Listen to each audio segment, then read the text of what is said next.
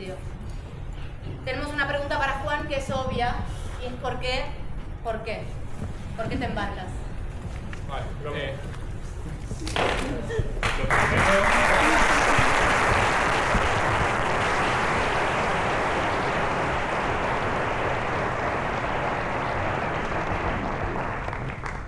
Lo primero, daros las gracias, que sé que las circunstancias de la sala son especiales y me recuerdan el gran problema que también yo suelo tratar en temas de Gaza, no sé, ni la quinta ni la décima parte, lo que sabe Jorge, pero en temas de calor acumulado y cambio climático sí que he hecho un poco un máster y lo vamos a entroncar un poco en esta respuesta. Yo voy a embarcarme porque sé que hay mucha gente que querría hacerlo y no va a poder, porque estoy en una posición de privilegio que creo que me empuja aún más a arriesgar en esta acción por el simple hecho de que quizá, ojalá, si se van sumando personas con cargos políticos del mundo del artisteo, de lo que sea, cuanta más visibilidad tenga esta flotilla, más posibilidades tiene de tener éxito, más posibilidades tiene la gente de la propia flotilla de estar protegida si vamos, personas que podemos ayudar a la visibilidad y sobre todo si vosotras y vosotros no nos dejáis solos, eso es fundamental. Porque como ya os he dicho antes en la rueda de prensa y seguro que luego volverá a salir, es un tema de que no somos héroes las personas que hacemos estas acciones. Yo ya tengo un poco un historial previo también con un juicio pendiente por una acción de desobediencia civil, y las personas que hacemos este tipo de acciones las hacemos porque sabemos que cuando la ley es la situación de la legalidad es la que tenemos ahora mismo con el caso de Palestina o la que tenemos con el caso del cambio climático, si la ley es injusta, la desobediencia se vuelve una necesidad. Y necesitamos traspasar según qué líneas y según qué normas para provocar un cambio que de manera natural, por inercia, no se va a dar. Pero yo tengo mucha esperanza. Precisamente por eso me embarco también. Y a la vez voy a añadir otro concepto que creo que no ha salido y que creo que es muy también importante en esta cuestión, y es la rabia. Creo, hay un estudio fantástico que se puede buscar, buscando... La rabia moviliza 7 veces más que la esperanza. Si pensamos en cualquier cambio que se haya producido a lo largo de la historia, había un componente de esperanza, porque si no, no vas a hacer... Claro que sí. ¡Ole!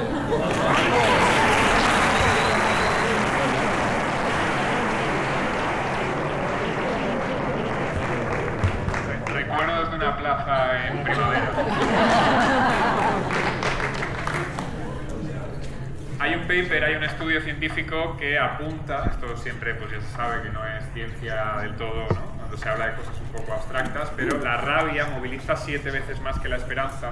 Para empezar, porque la esperanza etimológicamente viene de esperar. Tiene un asociado concepto casi milagroso de que de repente va a ocurrir algo que lo va a cambiar todo por arte de magia. Y yo creo que la esperanza es imprescindible, es el ingrediente quizá principal de esta paella valenciana que estamos haciendo aquí y de muchos otros lugares, pero a la vez tiene que haber un componente de rabia. Y ese es el que os querría también transmitir, porque vuestra rabia, además de vuestra esperanza, es necesaria para que esta flotilla triunfe. Sí,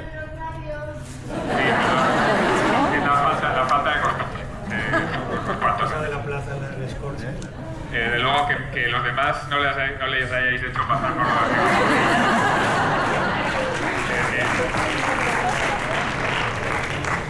Y os decía lo de la rabia porque creo que necesitamos que esa rabia y esa esperanza se entretejan para precisamente provocar ese cambio, que es posible, que es muy difícil, porque nos vamos a enfrentar, y lo sabemos todos y todas, a un enemigo muy poderoso, pero estamos viendo símbolos de esa esperanza. Es decir, de repente te dimiten unos cuantos ministros de un país, como Holanda, precisamente por no querer colaborar con un genocidio, y tenemos cada vez más muestras de gente que con una cierta voz está apoyando esta causa en lugares en los que es muy difícil, ¿no? Pues Israel, Estados Unidos no es España, ¿no? Hay lugares en los que es más difícil ser antisionista, no antijudío.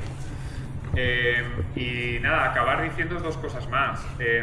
Petro ha hecho unas declaraciones que para mí en este tema creo que han acertado mucho también en la clave, y es que esto no es solo el pueblo palestino, que es el verdadero protagonista. Ninguna de las personas que vamos a ir para allá tenemos ganas de protagonismo, al revés, nos estamos arriesgando nuestra vida.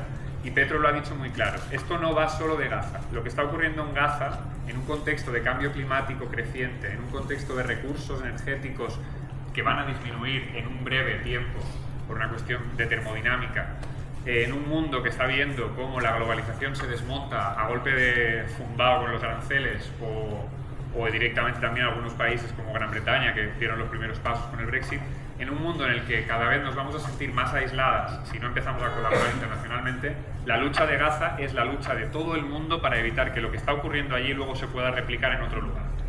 Con lo cual, el ponernos delante de esta masacre, de esta barbaridad y decir basta, no solo es una acción por el pueblo palestino, sino es una acción de supervivencia propia.